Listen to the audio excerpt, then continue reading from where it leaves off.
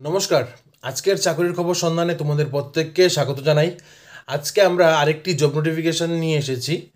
যে জব নোটিফিকেশনটি কিছুক্ষণের মধ্যেই এটা বের হয়েছে, ঠিক আছে? এবং এই নোটিফিকেশনটি বের হয়েছে দেবলুক হসপিটাল থেকে, ঠিক আছে? দেবলুক হসপিটালে রেজিস্টার্ড নার্স নিয়োগ করা হবে, ঠিক আছে? তোমরা যারা ইন্টারেস্টেড আছো, ঠিক আছে, অ্যাপ্লাই করার, ঠিক আছে, আমি স্ক্রিনে ফোন নাম্বার দিয়ে রেখেছি। তোমরা এখানে কল করে অথবা হোয়াটসঅ্যাপ করে তোমরা যোগাযোগ করে নাও। তোমরা যারাই আগ্রহী আছো তোমরা অবশ্যই যোগাযোগ করো এবং অতি সত্বর যোগাযোগ করো, ঠিক আছে? তো তাহলে আজকের জন্য জব নোটিফিকেশনটা এতটুকুই।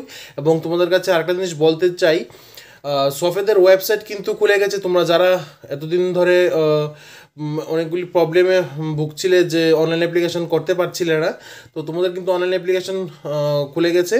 তো তোমরা সফেদ থেকে এখন অনলাইন অ্যাপ্লিকেশন করে নিতে পারো। তো আর দেরি নয়, জলদি জলদি অনলাইন অ্যাপ্লিকেশন করে নাও এবং নিজেদের প্রিপারেশন নিজেরা নিতে শুরু করো, ঠিক আছে?